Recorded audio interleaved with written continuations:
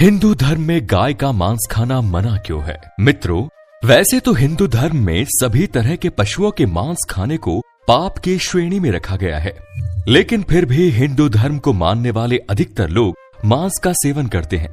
लेकिन आपने देखा होगा कि मांसाहारी हिंदू भी गौ मांस का सेवन नहीं करते। परंतु आपने सोचा है कि आखिर ऐसा क्यों, या फिर हमारे धर्म ग्रंथों में इसके लिए सख्त मना किया गया है? अगर नहीं तो आइए मिलकर जानते हैं कि हिंदू गौ मांस का सेवन क्यों नहीं करते हैं। दोस्तों, हिंदू संस्कृति में गाय को सबसे पवित्र माना गया है। इतना ही नहीं, गाय को मां का दर्जा भी दिया गया है, तभी उनको गौ माता कहा गया है। गाय को माता कहने के पीछे एक अहम कारण ये भी है कि जब भगवान ब्रह्मा ने सृष्टि की रचना की, तब उन्होंने सबसे पहले धरती लोक में गाय को ही भेजा था, क्योंकि सभी जीवों में गाय ही एकमात्र ऐसी जो अपने दूध से और अपने स्वभाव से सबको मां की तरह पालती पोषती है। ऐसे में कैसे कोई अपनी ही माता को मांस के रूप में खा सकता है? एक मां को मार देना और फिर उसे खा लेना एक बिल्कुल ही अस्वीकार्य कृत्य है। जो अपने दूध से सभी का पालन करती, उसको खाने के बारे में सोचना तक एक पाप है।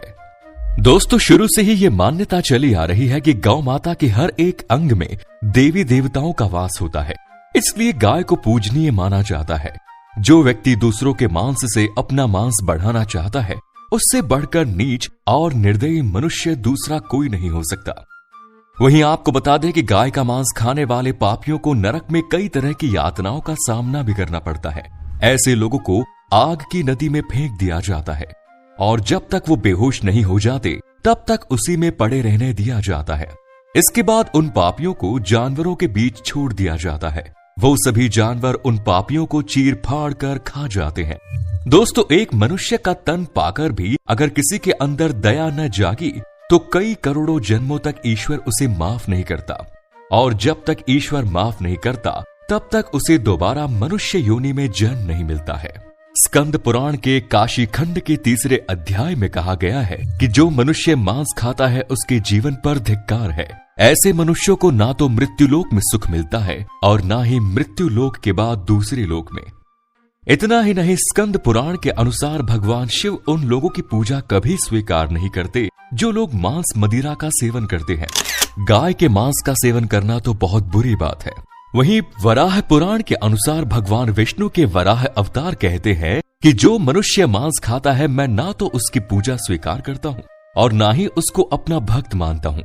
साथ ही वो पृथ्वी देवी से कहते हैं कि जो मनुष्य गौ माता का मांस खाता है, उसे मैं हर तरह से बर्बाद कर देता हूँ और वो मेरे लिए एक अपराधी के समान होता है। उसकी हर सुख सुविधा को मैं मिट्टी में बदल देता हूँ। इसके अलावा भगवत गीता में भगवान श्री कृष्ण ने यह भी बताया है कि मनुष्य को क्या खाना चाहिए और क्या नहीं। भगवान कृष्ण के अनुसार मांस एक तामसिक भोजन है, जिसके सेवन से मनुष्य की बुद्धि क्षीण होने लगती है और मनुष्य अपनी इंद्रियों पर से नियंत्रण खो देता है। उसके बाद मनुष्य ना चाहते हुए भी कई तरह के अपराधों का भागी बन जाता है। और ऐसा मनुष्य जब मेरी पूजा करता है या मुझे याद करता है, तो मैं उसके पास नहीं जाता हूँ। इस तरह का भोजन करने वाले लोग अक्सर कुकर्मी, रोगी, दुखी और आलसी होते हैं। कुछ लोगों का तो ये भी मानना है कि वेद मांस भक्षण को जायज बताता है, लेकिन ये सच नहीं है। सच तो ये है कि वेदों में स्पष्ट रूप से बताया गया है कि पशु हत्या अर्थात पशु बलि पाप की श्रेणी में आता है। वेदों का सार उपनिषद और उपनिषदों का सार भगवत गीता है, जिसके अनुसार वेदों में मांस खाने के संबंध में स्पष्ट मना किया गया है। वेदों में बताया गया है कि जो मनुष्य नर, अश्व अथवा अन्य किसी पशु का मांस का सेवन कर उसको अपने शरीर का भाग बनाता है, गौ की हत्या कर अन्य जनों को दूध आदि से वंचित करता है, उससे बड़ा पापी इस सृष्टि में कोई भी नहीं है। ऋग्वेद में भी बताया गया है कि गाय जगत की माता है और उनकी रक्षा में ही समाज की उन्नति है। मनुष्यों को उनके समान सभी 4 पैर वाले पशुओं की रक्षा करनी चाहिए।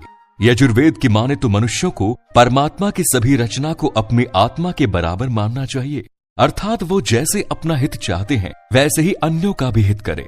जबकि अथर्ववेद में मनुष्यों से कहा गया है कि चावल, दाल, गेहूं आदि खाद्य पदार्थ आहार के रूप में ग्रहण करना चाहिए। यही एक ऐसा आहार है जो मानव जाति के लिए सबसे उत्तम और रमणीय भोज्य पदार्थ है। तो मित्रों, उम्मीद करता हूं कि आपको अब पता चल गया होगा कि आखिर गौ मांस के सेवन क्यों नहीं करते हम। और जो करते हैं उनको मृत्यु के बाद किस तरह के कष्ट भोगने पड़ते हैं। आज की वीडियो में इतना ही। ये वीडियो पसंद आई तो लाइक कीजिए, शेयर कीजिए और चैनल को सब्सक्राइब कीजिए। इसके साथ ही मुझे दीजिए इजाजत।